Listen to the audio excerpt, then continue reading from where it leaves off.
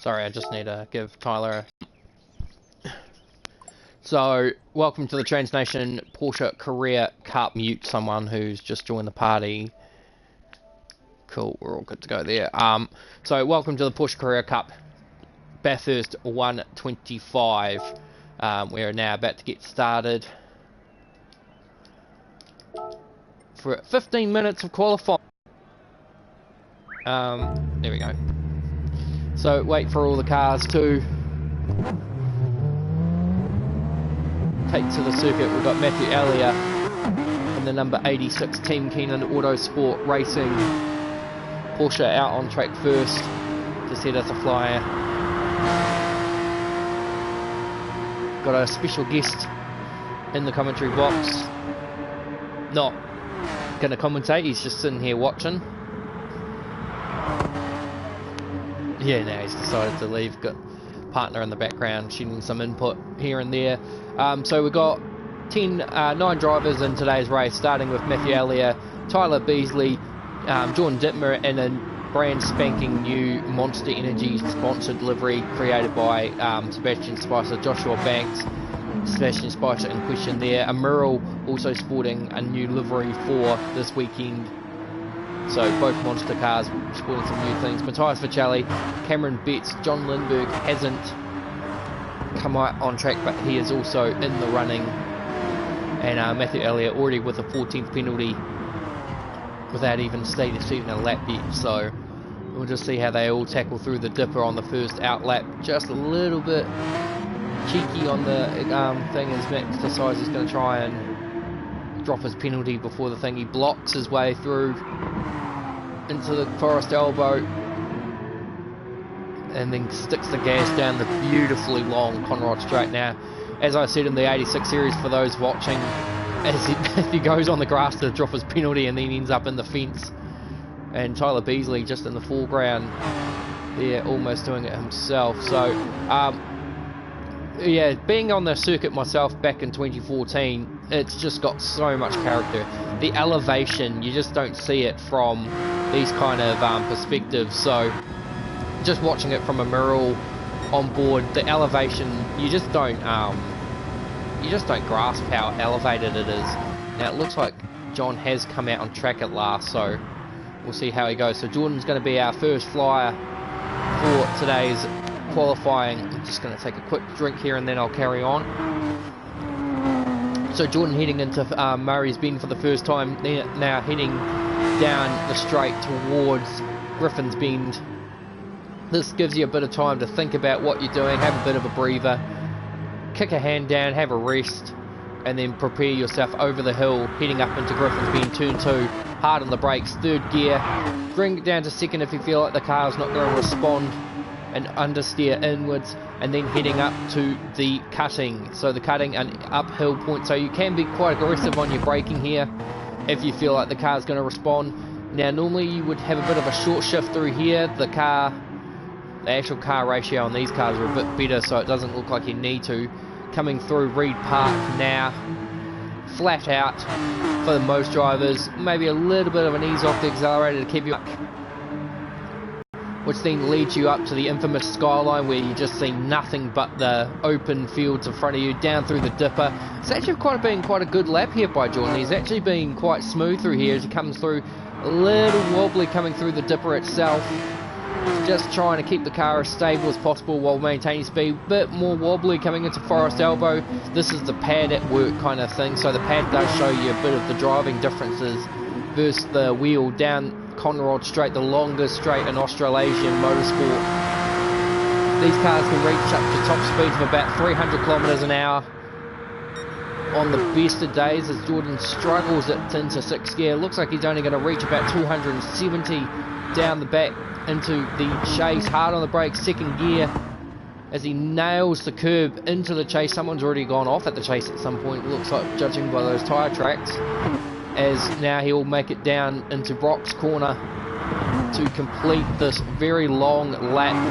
It's not going to be an overly blazing lap time, but for Jordan it's been really smooth and consistent. He'll cross the line to a 2:07, immediately beaten by Tyler Beasley with a 2:04.5 P3. We'll just wait to see what Josh Banks can do. He was the practice benchmark. He can only do a 2:05 flat. Sebastian Spicer moves up to P3. Amuro Azriaf moves up to P2.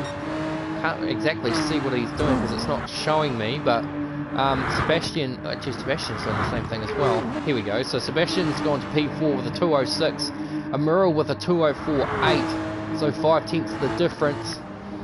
Cameron Betts has gone around at Murray's corner. He's done a 2:07 flat to be position 5. Matthias Michelli's done a 2:12.5. So Matthias just not finding the pace that he had during the Toyota 86 race, of which he was able to win from second on the grid. Matthew Elliott's done a 2:15 flat to be position 8, and we're still waiting to see what John Lindbergh can do here. The F1 benchmark, making a stand in the Porsche Carera Cup.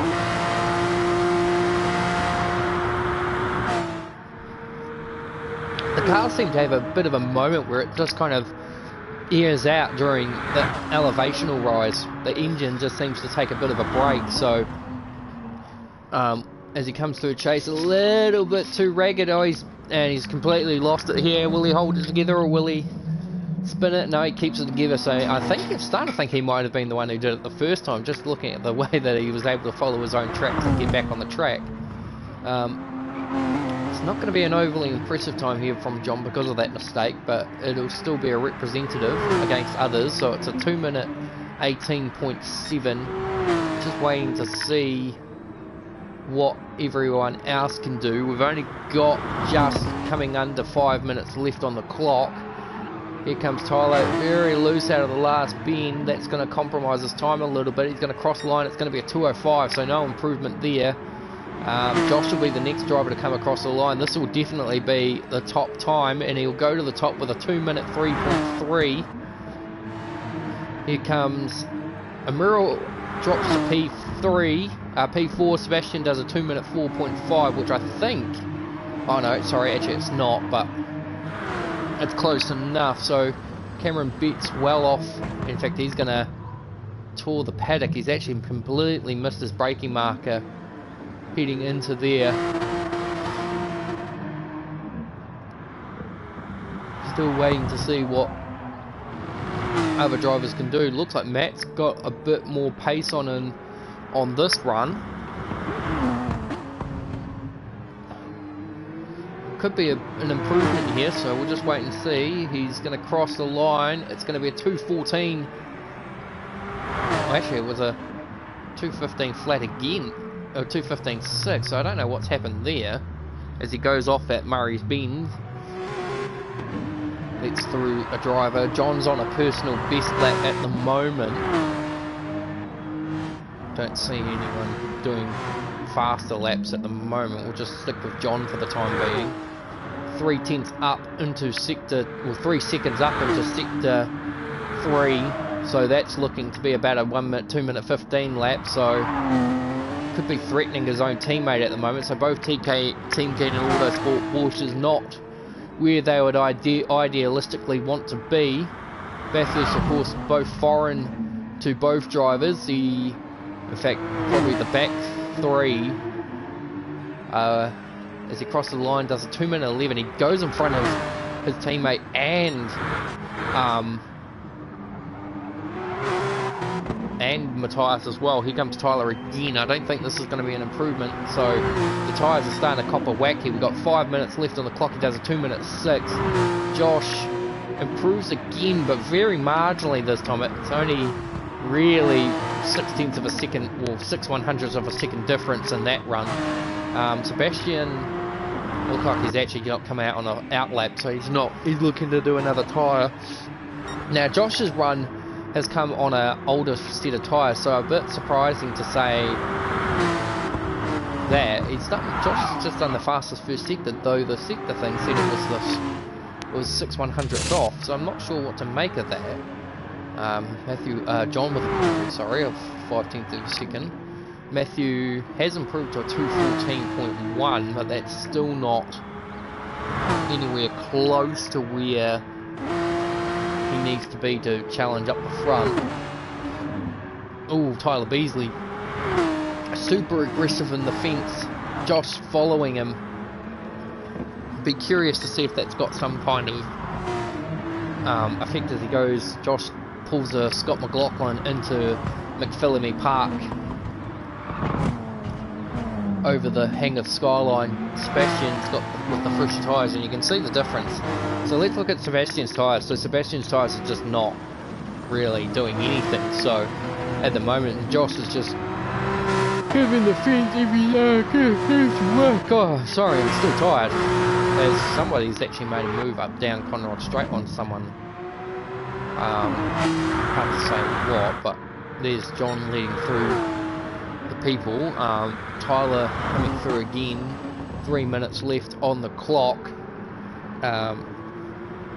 We'll just wait and see what Tyler can pull here.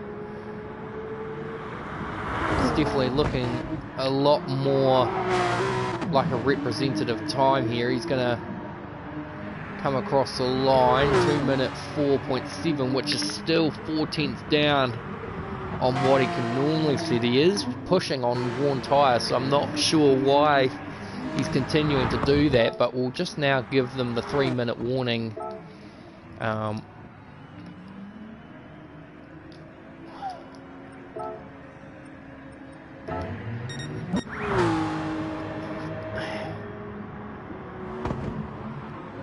So at the moment it looks like it's going to be another front row start for Tyler Beasley, who's been showing some really good form at Mount Panorama, which is quite a rarity for outside Australia or outside Oceania drivers. Amiral's doing quite a good job himself. A lot of people would think he would be kind of in the foray of the internationals, but Indonesia or Singapore, he's actually gone fastest first sector. So Amiral's actually showing some pretty good, decent first sector pace. Can he carry on with this? We've got 2.5 minutes left on the clock. We'll just keep an eye on this. So, in fact, we're right on board just to show the difference in polarity in the pace. See, a lot of people would think you'd short shift through here because of the gear ratio, but the gear ratio on the Porsche is actually not as bad, so you don't have to short shift to make the car's centre of gravity stick in place to get up through that sector. As he goes through McPhillamy, oh, too wide, but he's managed to keep it together. A personal best of 8/10 into sector 2, but he's gone massively tank slapperish through the second sector, and he's got a 1.5 second penalty, so that's going to be pretty much it. And we got Matthew Elliott in the wall at Murray's Bend, so he's struggling to find some pace in that car, and he's actually backing it up, so I'm not sure what to think of that at the moment. But you're on candid camera, Matt, just keeping you aware on that, and it's actually quite an interesting little animation. Excuse me. As John's going to cross the line, no improvement from Josh. As Sebastian's now gone P2 with a 2 minute 3.8, and this underlines the difference in the tyre. So qualifying's now over, so all drivers that have I'll now just say I've actually just given someone a chance to finish a lap here, so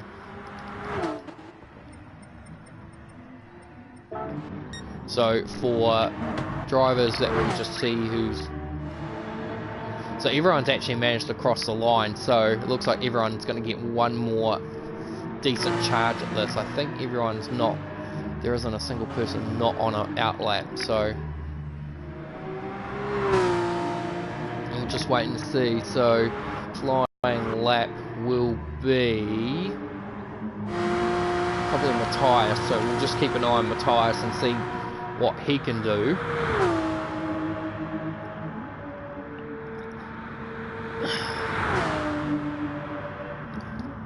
Oh, careful. He's at 2 minute 5.8 to currently sit P5. I don't think he was on an improvement heading into the last sector.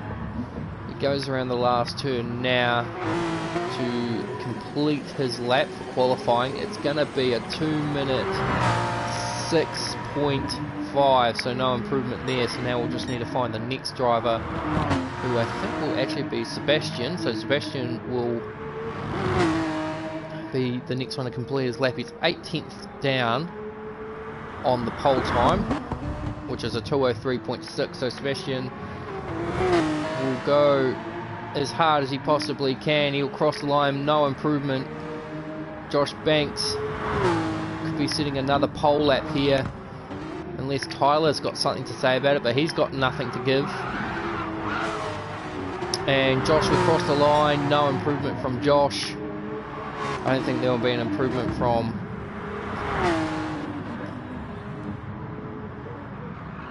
here comes Jordan Dittmer.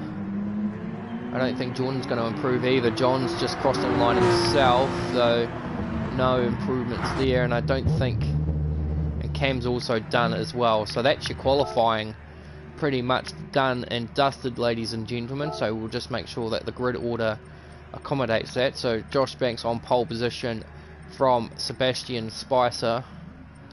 Then Tyler Beasley records a good result there with position 3, ahead of Amuro Azriaf. Matthias Facelli in position 5. Hopefully everyone's not in the pit, so I can just keep looking. Jordan P6.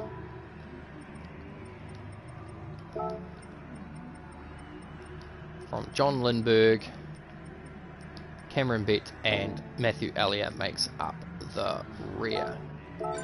So without further ado, we will now take this time to pretty much get the race underway, as Tyler's now burning up the rear tyres.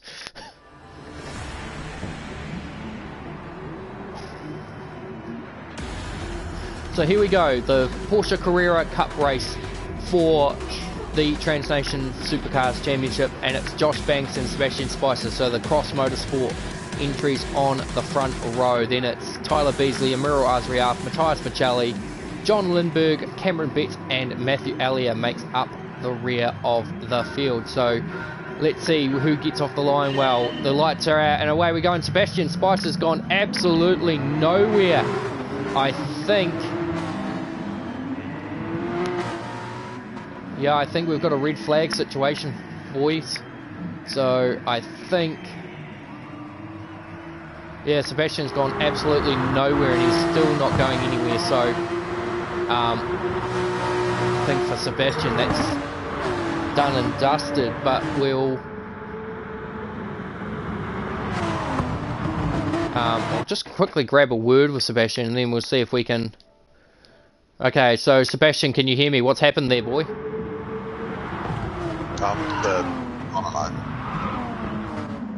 So nothing on the lights? Nothing. Alright, so we'll call a red flag on that one and we'll get away. So first red flag of the Transnation Supercar Championship. I'm just restarting now. And we will...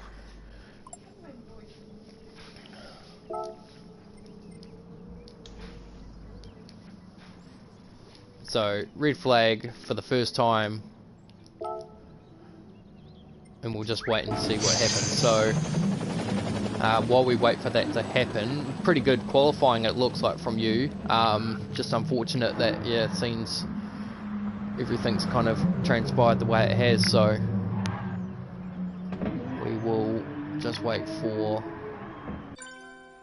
Okay, so the flags are all... I think we'll just wait for Sebastian to come back. So once I'll now remute him and get back to business. Yeah, so what happens is that we usually give under the basis of 2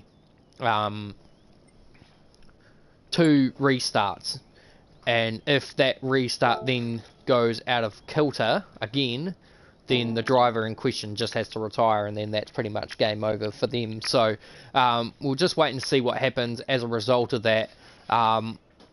It looks like, we've had glitches in the past where cars have just kind of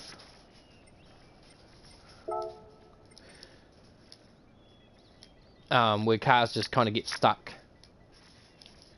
on the grid with they just don't move off the line, and we had an issue with it based on the rolling start and the false start procedures. So this was the alternative, but the alternative might have let us down a little bit as well. So what we might do just to compensate ourselves is just to make sure we delete our temporary save data, and we'll do that now. And then that way we just proceed. And it's a good thing that these kind of things happen, because it means that we can constitute issues, and if the issues become too much, then we just don't worry about it and just carry on racing. Either which way, I'll just take a quick break and we'll be back with uninterrupted coverage.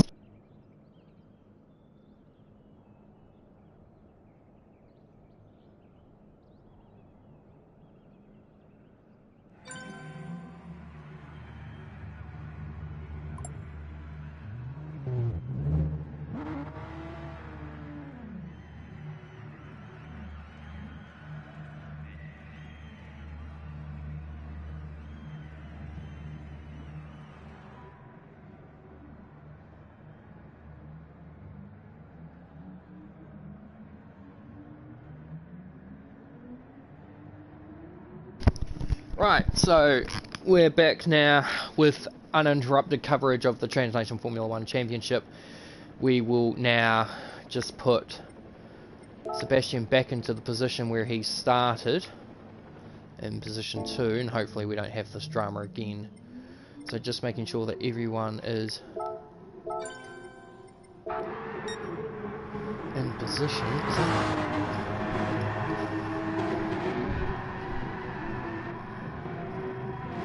Washing machine.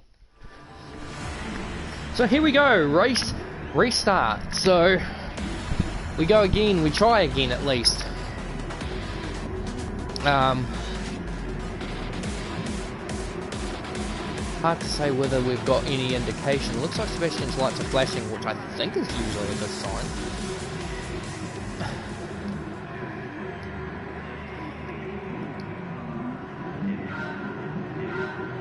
I think we've got it again. No, we actually got good this time, so we're off. And Sebastian's off to a good start actually, so he might take it off Josh in the turn 1, but Josh will hold the inside line and will take the lead of the race. Looks like everyone's managed to get through cleanly on this restart. So actually I'm starting to think I can see, I thought I could start to see people using assist, but I don't think Josh will be using traction control in this kind of situation, as Sebastian tried turn 2, Griffin's Bend. Everyone's still managing to get through cleanly. A couple of cars going side by side. I think that was Jordan and Cameron going side by side. Might have actually, no, it was Matthias. Jordan's actually had a really good start to be up in P4 at the moment. Tyler's having a red hot crack at Sebastian around the outside at Reed Park. Not the idealistic place to overtake. Merrill on the back of his teammate getting a little feisty as well. Josh has actually pulled out a 1.4 second gap already right from the get-go, but that's also on the account that Sebastian's now under intense attack from Tyler Beasley. Jordan Dittmer's under attack from his own teammate in Merrill. Merrill's got a penalty already from something. But yeah, Josh is checked out. Sebastian's just trying his hardest to hold Tyler at bay, because Tyler looks like he's got some pretty intense pace. Jordan doing a good job. He started a bit further back but is holding down P5. We'll just actually hang on, I need to do this, don't I? So I need to go here and then go like this, and then I can ride on board. And here we go. So Tyler up the inside at, well, around the outside at Thing. Well, now who's going to clear here? No one. So they both go side by side into Thing. Sebastian tries to go deep under the brakes. They're going to have a bit of contact there, and that pushes Sebastian a bit offline. Tyler's going to, Tyler's grabbed the fence coming out of there, and that's dropped him 2 positions. And Murrell's now cleared his teammate, so it was a good bit of overtaking there by Tyler. That's just gone a little bit pear-shaped at the end of it. Now you'll have Cameron Betts for company. Matthew Elliott's a little bit further back than he would like. John, again with a very tardy start, but is now going to try and push his way through. We're on lap 2 of 10 already. Josh Banks with a 4.3 second lead after the first lap, but that's also probably on the account of what happened to Sebastian as a result of Tyler's overtake through the chase. So very clean from both of them though.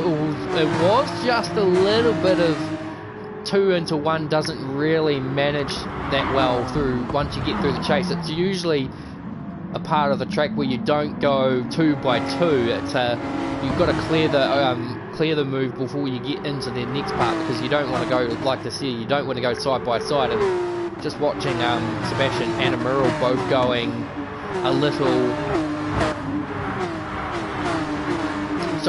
wide into the cutting, so everyone's going through some tough yards. Emerald, I think, has just beached it. Oh, there we go. Matthias has just put it into the fence. And he's going to roll. I thought he was going to try and roll it, but it looks like the car's kind of come to a stop. He's going to have a couple of cracks at this. Watch out for Matthew Elliott. Matthew will move up to P8. And Josh Banks, 7 seconds. The gap between himself and his teammates. So Josh is just absolutely flying, and Jordan's just earned himself a 3-second penalty or something. In saying that, Emerald has dropped all the way back down to P7. The teammates have come together. And in saying that too, oh no, Tyler's still where he is. So Jordan currently in P3 at the moment, but needs to drop that 3-second penalty if he wants to have a shot of finishing a career best 3rd place in the Porsche series. He's done some pretty good racing today in the 86 series, where he managed to score a 2nd place, which is in Jordan's racing history in the Transnation category, whether it be Formula 1 or the supercars. That's a career best result for Jordan for 2nd place. And he was going up against some very tough competitors, as in Tyler Beasley and Matthias Vicelli, who well, I mean, if you look at Tyler's pace, Tyler's acclimatised to the Porsche series quite quickly. Fastest in the Toyota 86 series, didn't get off to the greatest of starts, and that compromised his run into turn 1, to which he evidently came into contact with Yevgeny Dalakouel and caused a bit of problem there. But he's acclimatised himself really well in the Porsche race. He's currently P4. He was fighting for 2nd place at the point of a mistake, and Josh Banks is just absolutely leaving these guys for dead in the Porsche race. He's just absolutely flying.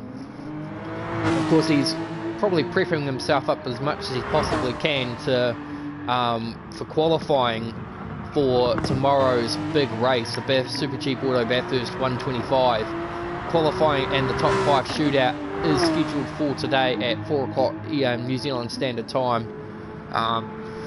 So that's going to be an interesting development. Sebastian still holding P2. Jordan has dropped his penalty down by a 10th, but still is needing to drop another 2.9 if he wants to stay P3.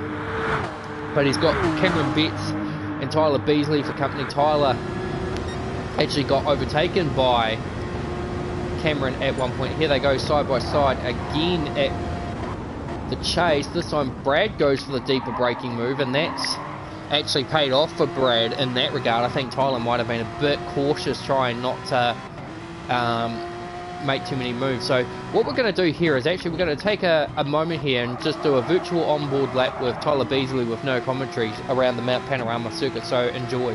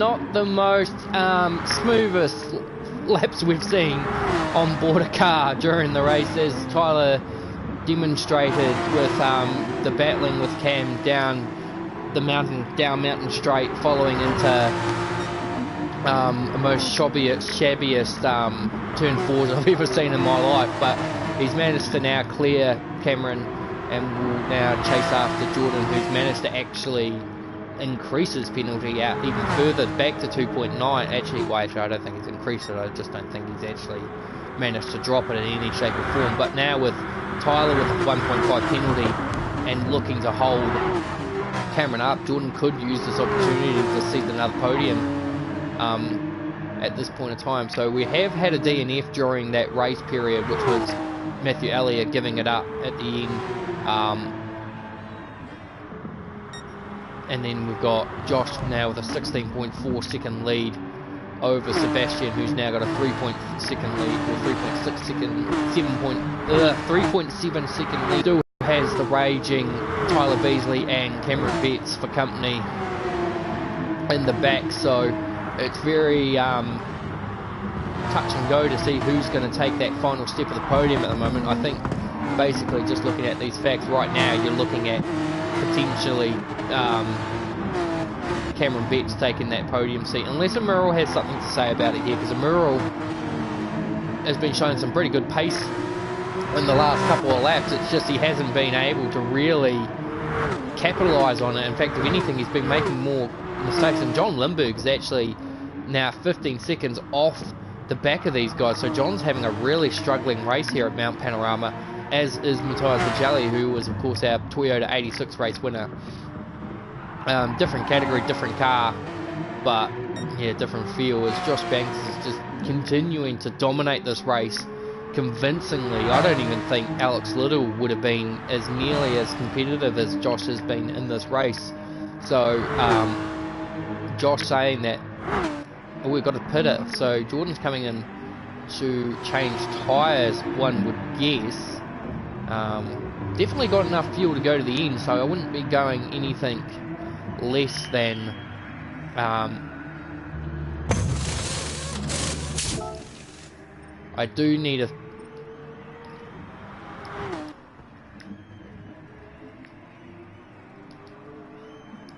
I just need to actually tell them. I actually forget about it. If they can just race it, I'm not too worried about whether they pit or not.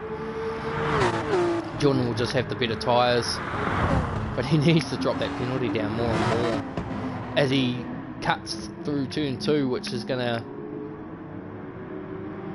further hurt his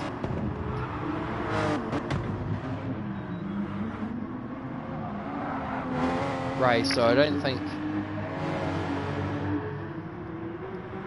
actually I will tell them there's a mandatory pit stop, just to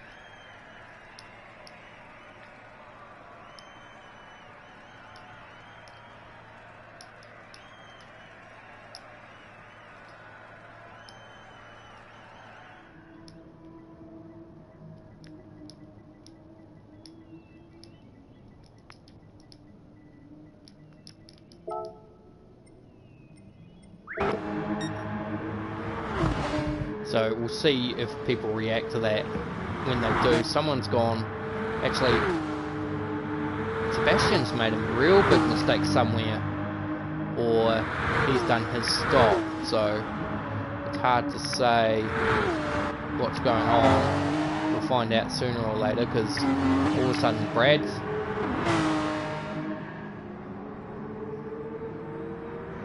here we go, Tyler's going to react, Cam's going to react, and Murrell's going to react, as is Sebastian. So the only driver who hasn't reacted as of yet is Josh. So, but Josh has got more than enough of a gap to not be compounded by it. We'll just see if John reacts. Yep, John's reacting. He just about pulls a Russell Engel into the pit wall. So Jordan's now moved up to position 2 as a result, although it has been overcut actually by all the drivers in front of him. So a bit surprising to see that, so Tyler now moves up to position 2. So something happened to Sebastian during that process, because he has come in for a stop. So everyone's, apart from Josh now, has completed their mandatory pit stop. But surprisingly, something's happened to Sebastian a lot further back than I thought, because suddenly Sebastian's now out of contention.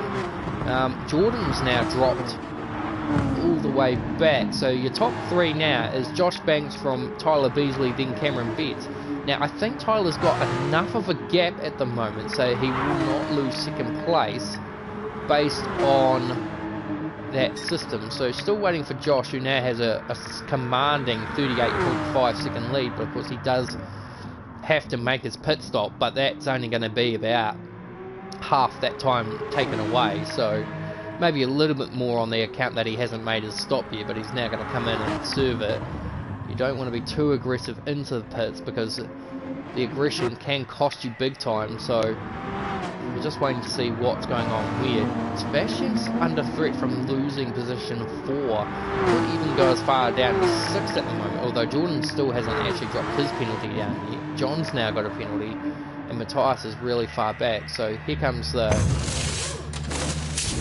tyre stop, and done. So Tyler's just coming around through the chase now, so Josh has just absolutely lost no time at all in any of that. We'll just see what the official time says once Tyler crosses the line, because of course it won't register until Tyler crosses the line. The gap says 43 seconds, but the actual time now is 15 point thing, and there's a blue flag being flown for a car, which is weird because there's no one there. So Tyler Beasley being given the blue flag for no reason. He's done the fastest first sector by 8/100ths of a second. I don't know what Cam was doing, but and here we go. So Sebastian now under attack from Emerald. Emerald's going to try and pull a Craig Lowndes here at at Griffin's Bend. He's actually pulled it off. So Emerald pulling off a Craig Lowndes in 1994 when the rookie overtook John Bower around the outside on the dying stages of the 1994, well, back then it was the 2S 1000, and that pretty much set up the Craig Lowndes legend at Bathurst, the now 7-time Bathurst 1000 winner, partnering up with Jamie Whincup to try and reunite the team that delivered a three-peat in 06, 07 and 08. Whincup, of course, hasn't won a Bathurst title since 2012, but that was the only time that Whincup's ever won a Bathurst 1000 without the help of Craig Lowndes, so we'll see if that continues the trend a little bit. But either way, we've got 2 laps left to run in this race, and Josh Banks now with a 13-second lead, so the lead has been chopped down a little bit since the mandatory pit stop and Josh missing the pit entry just as the call was made. Jordan was really a big beneficiary, well, was a beneficiary in this, but then has been since compromised by his own issue, and I think Tyler Beasley now is within shot of taking the second place for sure, as he does a personal best of a 2:03.2, which isn't too far off the fastest lap of the race at this present point of time. So Josh has actually gone further along with it by setting the fastest first sector as well, according to the timing monitor that I just managed to catch, and we'll see if Tyler is responding 2 tenths up in the first sector. Cameron Betts has just achieved a personal best. Sebastian's falling further back as Emerald now does the fastest first sector in the race. John still far back in position 8 at the moment, 7 at the moment, so the F1 benchmark not coming to terms with the circuit as of yet, but of course you've got to give it time. The Finnish driver representing Sweden at the moment, still just coming to terms with a different game after spending so long playing F1 related video games. So we'll see the further fruits of his success later in the coming next season. when we have a bigger calendar and more opportunity to get into it. So Josh Banks looking pretty much set to take this race unless he has a massive fault with his car or with his wheel.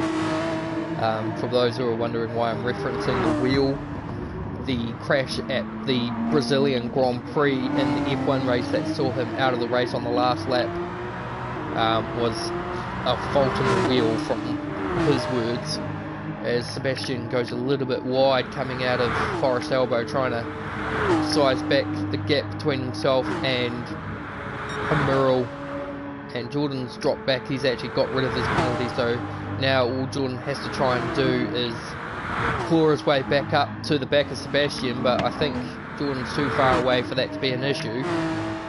Sebastian could even well as drop his penalty if he wanted to, so he wasn't under any too sizable threat as the final lap now begins, and Josh Banks has done the fastest lap of the race with a 2:02.8 on the second to last lap, so the tyres now just starting to kick in, even though there's only a several amount of laps left in this race. So a 14.3 second gap. Tyler Beasley's going to hold down P3, and Cameron Betts is going to take a career best third place as he also sets the fastest first sector in the race.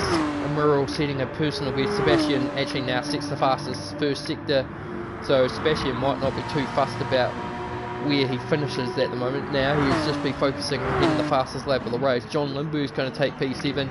Banks, it's going to be career race win number 2 in the Porsche series as he goes fastest again in sector 2, so he's trying to do the clean sweep, the pole, the fastest lap and the race win, and to lead every single lap of this race. So it hasn't been done in any formula of the Trans Nation category, a full house.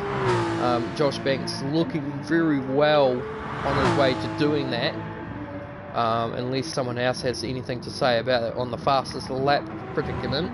I don't think, well, Sebastian's actually dropped his penalty down a bit too, so Jordan's still 6 seconds behind, so I don't think he's going to be in any danger of losing second place. But for Josh Banks, it's going to be career race win number 2. He was beaten at Red Bull by Alex Little, but it looks like it's going to be a bounce back for Josh Banks as he crosses line, and Josh will win the first enduro race of the season and takes the fastest lap as he does so. So Josh Banks wins the Porsche Carera Cup for the Bathurst 125, and that'll set him up brilliantly for this week later on's qualifying, but of course with me you never know. Tyler Beasley will cross the line, P2. So another podium for, well actually a good result for Tyler, sorry, and a first podium for Cameron Betts, with Emeril taking P4. Sebastian will take P5, and Jordan will bring it home P6. Then we'll just wait for the other drivers. Matthias has actually managed to catch up to John pretty quickly, so if John's not careful, he's only got really a 10th. If John's not careful, he's going to lose. In fact, I think he is actually very well going to lose P7 at this point, so it's going to be last for John Limburg, and that, given that he's always usually winning F1 races, although I think he might have just pulled it off on the last gig there to stay ahead. So second to last for John Limburg, and Matthias Vicelli brings up the rear of the field. So that's all we've got time for. So take 2 of the Porsche Carrera Cup race, and it's Josh Banks that takes the victory and does the clean sweep of the day. So Brett Keenan signing out from the Porsche Carrera Cup Championship here at Bathurst, and we'll see them again at St. Croix, France for the St. Croix 300.